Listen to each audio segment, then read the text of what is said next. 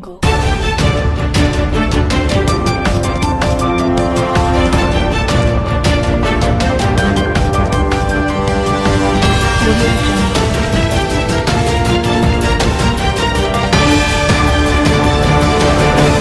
नमस्कार दोस्तों, आज संदेश अभी तक की टीम पहुंची है सादतपुर वार्ड में। यहाँ पर एक विशाल ओबीसी समाज की एक बैठक हो रही है, जिसमें ओबीसी समाज को टिकट ना मिलने के कारण तीनों पार्टियों ने रामनगर विधानसभा में टिकट नहीं दिया है। उससे रुष्ट होकर एक विशाल जनसभा का आयोजन किया है। इस जनसभा में रोष है कि क्या ओबीसी समाज इतना कमजोर और इतना दुर्लभ हो गया है कि कोई भी पार्टी उन्हें टिकट नहीं देती है। उसी का निर्णय लेने के लिए आज ओबीसी समाज ने एक विशाल जनसभा का आयोजन किया, एक महापंचायत का आयोजन किया। इस पंचायत में क्या निर्णय होगा ये तो आने वाला समय ही बताएगा, लेकिन 31 लोगों की एक बैठक समिति बनी है। उस समिति में क्या निर्णय होगा, या वो किसी पार्टी को समर्थन देंगे या अपना कोई कैंडिडेट खड़े करेंगे, इस पे विचार किया जाएगा। जो आज की मीटिंग हुई है, इसमें निर्णय ये निकला है कि एक 31 आदमियों की कमेटी बनेगी। वो कमेटी जो निर्णय लेगी वही सभी ओबीसी वालों को मान्य होगी। इसके लिए सब तैयार हो गए हैं। तो शाम को ही हमारी दूसरी मीटिंग हमारी होने जा रही है। उसमें वही 31 आदमी की कमेटी जो बनेगी, जो निर्णय लेगी, वो समाज के लोगों को वो सब चीज बातें हमारी मान्य होगी। हम उसमें जो किसी को खड़ा भी कर सकते हैं, हम उसमें किसी को समर्थन दे सकते हैं, लेकिन इसमें कोई अभी क्लियर नहीं है कि हम किसको समर्थन देंगे या नहीं देंगे। देंगे तो उस कैंडिडेट को बुलाएंगे, पंचायत होगी दोबारा, उसको जो है शपथ ली जाएगी, गंगा जल दिया जाएगा कि भाई ओबीसी समाज का आप जो है आने अगर एमएलए बनते हो तो आप उसका अनादर नहीं करोगे। उसके सभी कार्य जो भी क्षेत्र के कार्य हैं, हम पर्सनल बात की नहीं कर रहे, जो क्षेत्र के कार्य हैं, बिजली का, पानी का, सफाई का, अगर वो लोग बोलते हैं वो ओबीसी के लोग, तो आप उनको इग्नोर नहीं करेंगे, उनके काम करेंगे 5 साल लगातार। तो जो भी निर्णय आप लोगों ने देखा है कि 31 लोगों की कमेटी होगी और वो ओबीसी को, जो आज तक हमारा अपमान होता रहा ओबीसी समाज का पूरे का, उसको सम्मान देने के लिए भरसक प्रयास करती रहेगी और वही निर्णय करेगी जिससे ओबीसी समाज का भला हो। सर, सबसे बड़ा सवाल तो यह है कि अगर ओबीसी की मीटिंग करनी थी तो पहले क्यों नहीं आपको नजदीक आ गया चुनाव? बिल्कुल उसमें कुछ कारण होते हैं। हमारे लोगों को उम्मीद थी कि हमें ओबीसी को टिकट मिलेंगे, टिकट नहीं हो पाया किसी का भी। मतलब ऐसे ही ओबीसी में कोई भी आदमी नहीं था, हम नहीं थे तो और कोई होता, कोई तो होता। दोनों विधान उसमें लोकसभा के अंदर किसी को टिकट ही नहीं है। ये किसी पार्टी को लेकर के या किसी भी पार्टी से हो सकता है? किसी भी पार्टी से, पार्टी का हमारा मतलब ही नहीं रहा। हम तो ओबीसी के हो गए। अब भाई हमें पार्टी मानती तो हमें तो अपने यहाँ कंसिडर करती ना। हम तो ओबीसी की बात कर रहे हैं। ओबीसी इकट्ठा रहेगा। अब भविष्य में हम ओबीसी को इकट्ठा करके अपने क्षेत्र की विकास की लड़ाई लड़ेंगे। क्या आप ओबीसी तय करेगी कि आपका वोट किधर जाएगा? बिल्कुल करेगी जी, उसका निर्णय कुछ भी हो, ओबीसी सब इकट्ठा जाएगा और ओबीसी को हम जितना हम प्रयास करेंगे, समझाएंगे, घर घर जाएंगे, अपनी मेहनत करेंगे हम। आगे उत्तर पूर्वी लोकसभा से ओबीसी समाज को उचित प्रतिनिधित्व किसी भी राजनीतिक दल ने नहीं दिया।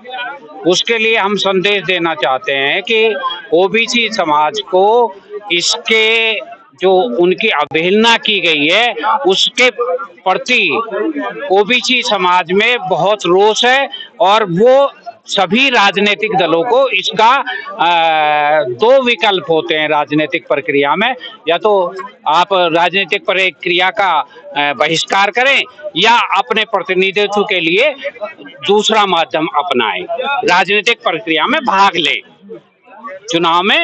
चुनाव प्रक्रिया में भाग लें। अब एक कमेटी गठित की जा रही है जो निर्णय करेगी कि इन दोनों में से किस विकल्प पर कार्य किया जाए। इस ओबीसी समाज का ये तो एक प्रकार से छोटा सा संदेश है, और बाकी जो रिजल्ट तो हम मतदान के दिन दे देंगे।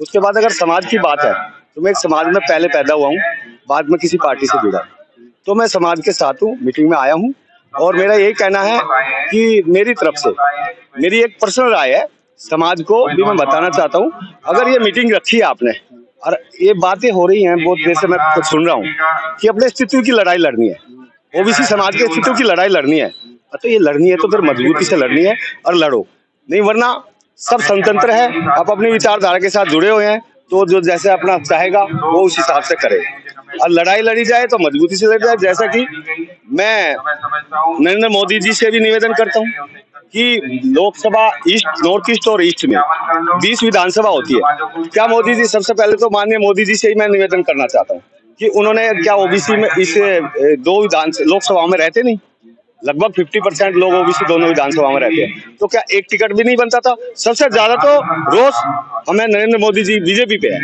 उसके बाद केजरीवाल जी की बात लो, केजरीवाल जी ने भी एक डिसीजन लिया है दोनों विधानसभा में, लेकिन नॉर्थ ईस्ट में नहीं लिया, तो उसका भी हमें, मैं उनकी विचारधारा से, अरविंद केजरीवाल जी की विचारधारा से जुड़ा हुआ हूँ और उनका बहुत बहुत सम्मान करता हूँ, और क्योंकि उन्होंने एक आम आदमी और सभी सर्व समाजों की बात सुनी और सबके लिए उन्होंने सुविधाएं भी दी, जैसे कि आप पिछले दिनों से देख रहे हो, गुर्जर समाज, हिंदू, मुस्लिम सबके लिए, लेकिन इस हमारी इस लोकसभा में मेरी पुरजोर अभी भी प्रार्थना है, निवेदन है, अगर कुछ हो सकता तो किया जाए। तो मेरा तो समाज की अस्तित्व की बात है, तो मैं अरविंद जी से भी हाथ जोड़ कर निवेदन करता हूँ कि इस पे अगर हो सकता है कुछ सुने, और नहीं तो हम स्वतंत्र है, मैं अरविंद जी के साथ हूँ, विचारधारा के साथ जुड़ा हूँ तो मैं रहूंगा। बाकी इसके बाद अंत में एक बात और कहना चाहता हूँ, अगर समाज कोई निर्णय लेता है और अपने अस्तित्व की बात है तो मैं उस लड़ाई में शामिल होने के लिए तैयार। देखिए किस प्रकार से ये पार्टियों से गलती हुई है, किस प्रकार से उन्होंने ये सोचा है, कुछ तो मजबूरियां रही होंगी, क्यों कोई बेवफा नहीं होता। तो ओबीसी समाज बहुत दुखी है और गुर्जर समाज ने इस पहल को लिया कि भाई गुर्जर तो गुर्जर खैर, लेकिन पूरा ओबीसी समाज इससे दुखी है और व्यथित है कि देश का प्रधानमंत्री ओबीसी होते हुए और इस देश को सबसे ज्यादा खून पसीना देते हुए जब वो देश के लिए इतनी लड़ाई कर रहे हैं, देश के लिए इतना आगे बढ़ रहे हैं, तो ये दुख हुआ कि ओबीसी को पूरी ट्रांस यमुना एरिया में कोई सीट विधानसभा की नहीं मिली। तो हमारे यहाँ पाल समाज, बघेल समाज, सैनी समाज जिसे कि माली समाज बोलते हैं, पांचाल समाज, नाई समाज, अपना सैन समाज है, अपना कुम्हार समाज है, बड़े बड़े यादव समाज, जाट समाज, ये सब लगभग 24 समाज यहाँ पर इकट्ठे हैं और ये कहना चाहते हैं कि भाई हमें भी प्रतिनिधित्व दिया जाए।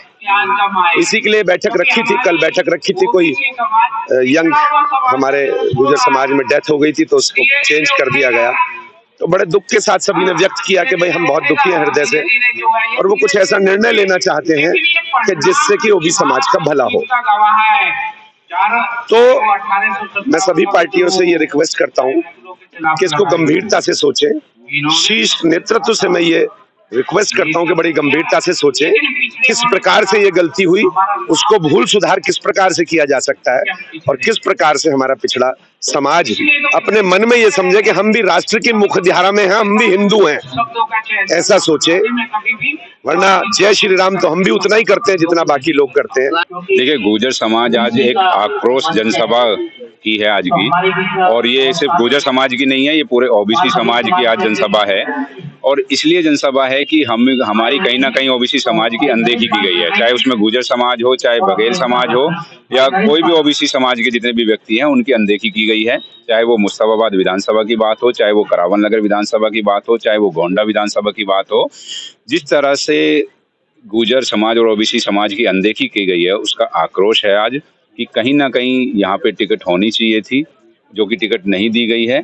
तो ओबीसी समाज ने ये ठाना है कि कुछ लोगों की कमेटी बनाई जाए और उस पे ये फैसला लिया जाए कि भाई हमें किस तरफ जाना है, हमें क्या किसी पार्टी को समर्थन करना है, क्या हमें कोई अपना निर्दलीय व्यक्ति लड़ाना है, या हमें किस तरफ जाना है। तो इसके लिए जो कमेटी बनेगी वो गहन विचार करेगी, विमर्श करेगी, उसके बाद जो भी फैसला होगा उसको बहुत जल्द बता दिया जाएगा। यह सिर्फ गुर्जर समाज की ही पंचायत नहीं है, ये समस्त ओबीसी समाज जिसमें बहुत सारे अन्य जातियों के लोग भी शामिल हैं, करावनगर क्षेत्र में रहने वाली समस्त ओबीसी वर्ग की जातियां यहाँ उपस्थित है।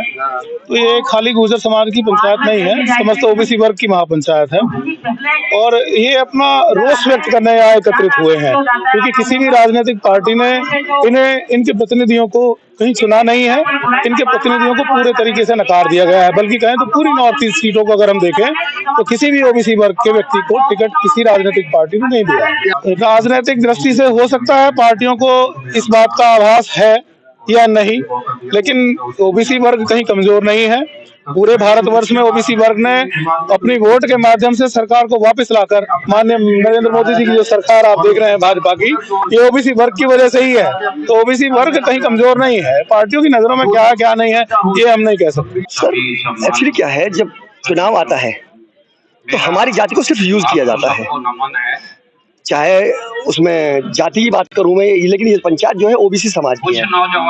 ओबीसी समाज हो, एससी समाज हो या उससे संबंधित और भी समाज है। सिर्फ यह जो हमारी लोकसभा है इसमें अगर मैं बात करूं तो यहाँ पर सिर्फ अगड़ों की और पिछड़ों की बात है।